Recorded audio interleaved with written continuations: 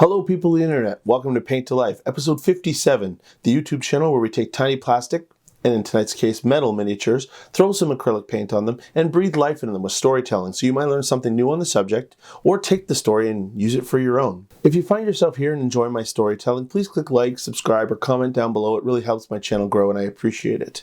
I'm GM Atank, let's get painting.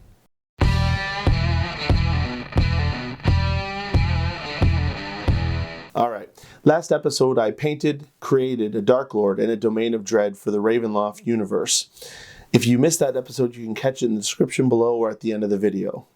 This week I'm doing a collaboration with Beard Clipper. He's another hobby enthusiast from the miniature painting community.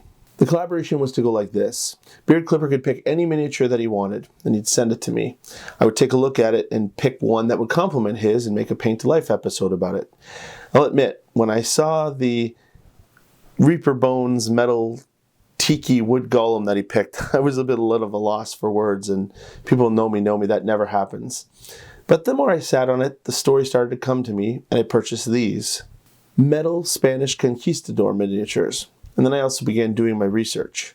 I think most of us are familiar with the legends that came out of the Spanish conquest of the New World. Things like El Dorado, the lost city of gold, as well as Ponce de Leon's search for the Fountain of Youth.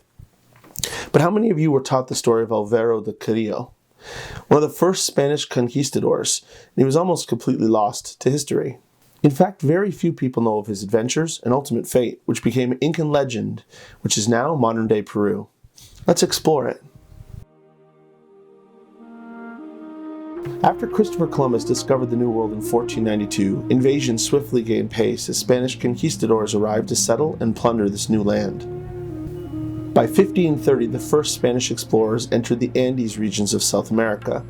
This was the territory of the Inca, a massive militant kingdom consisting of 12 million inhabitants from 100 different ethnic groups at its peak. The Inca had skilled generals, veteran soldiers, and massive armies numbering in tens or hundreds of thousands. The Spanish were greatly outnumbered, but their horses, armor, and weapons gave them an advantage that proved too great for their enemies to overcome. Imagine that. There were no horses in South America until the Europeans brought them. Indigenous warriors were terrified of them. In fact, they had no tactics to counter a disciplined cavalry charge. A skilled Spanish horseman could cut down dozens of indigenous warriors. Spanish armor and helmets made of steel made the wearers practically invulnerable, and fine steel swords could cut through any armor that indigenous people could put together. Now, of all these Spaniards who descended on this new place, one of them was named Alvaro de Carillo.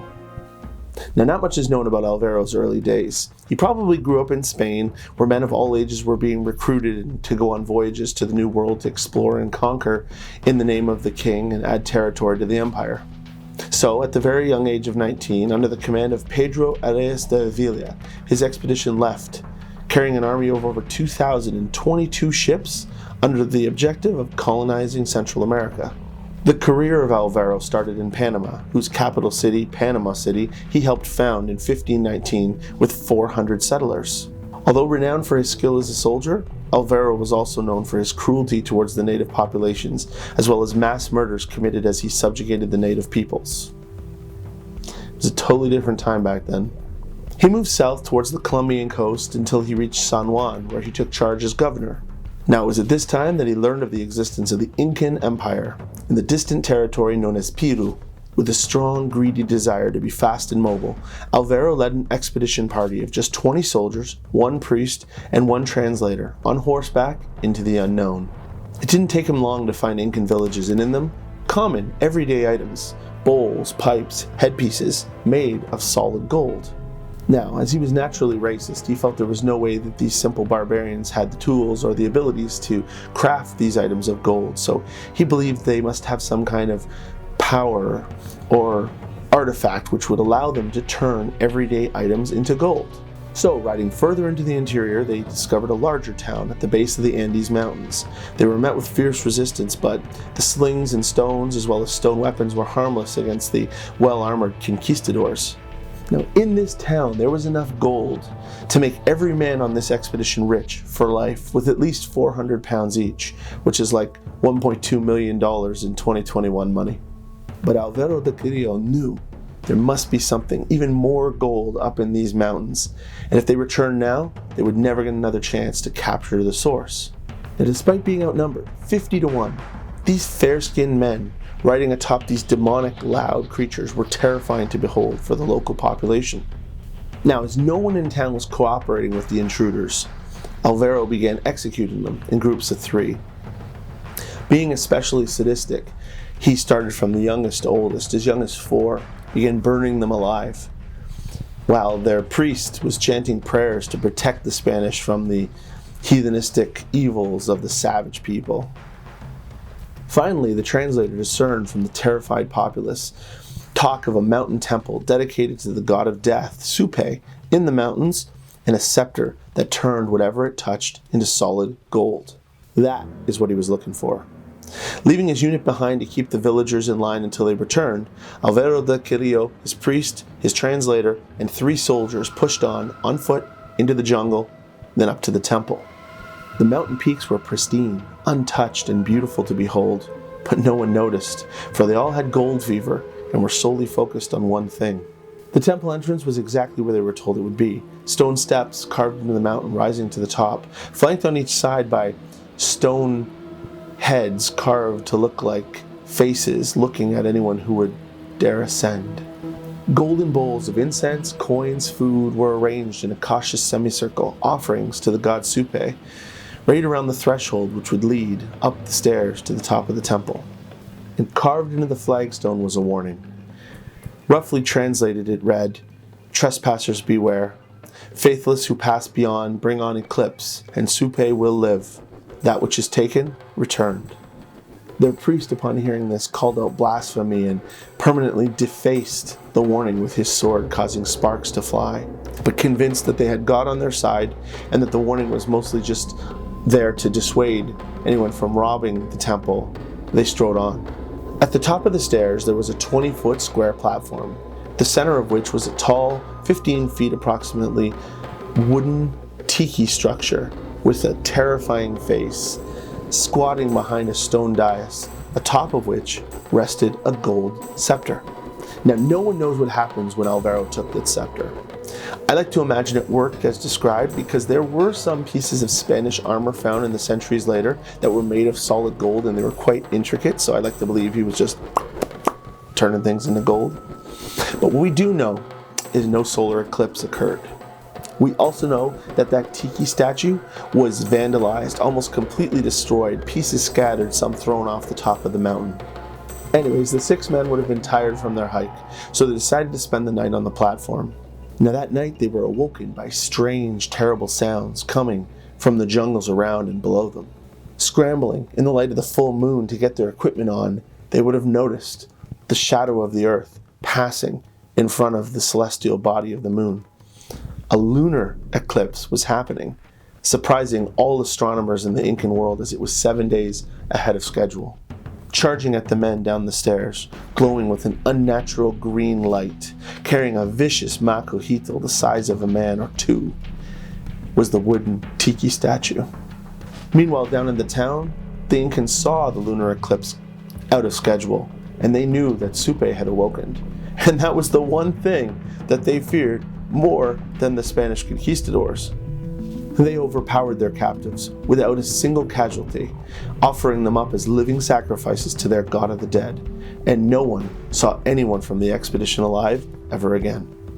Now ultimately, less than 2 decades later, weakened by civil war and racked by the European smallpox virus, the expedition of Francisco Pizarro would wipe the Inca off the map, and the scepter of Supe would never be recovered.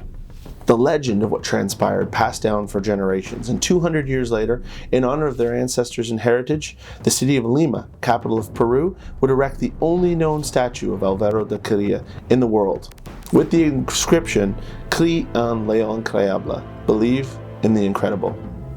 The Conquistadors versus wooden tiki.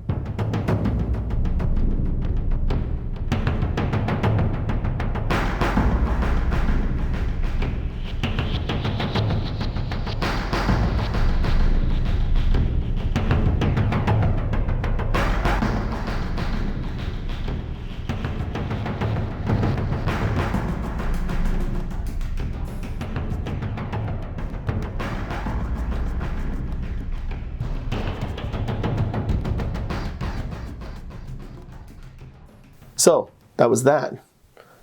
So how many of you heard the story of Alvaro de Carillo before? Anyone who said I have is lying, as it's just fiction that was created by me to go along with this episode. Hey, I know I said it was based on true event, and it was. Just the conquistador part, not the evil gold scepter thing.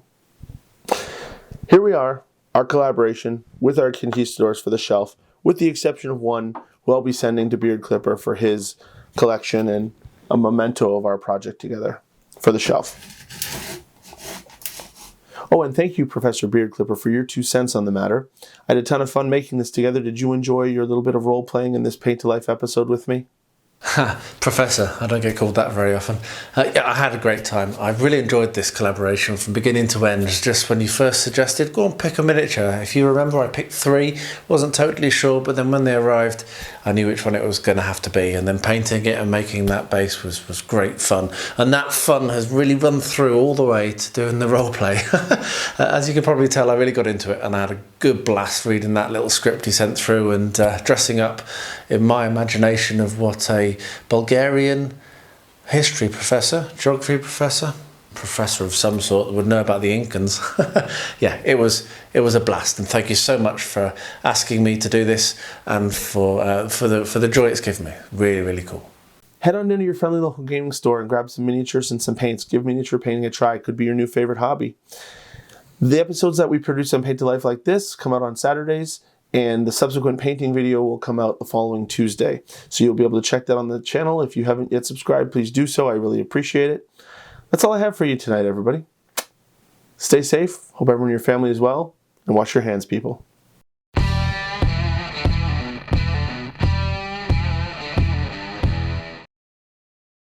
In battle, a skilled Spanish horseman could cut down dozens of indigenous warriors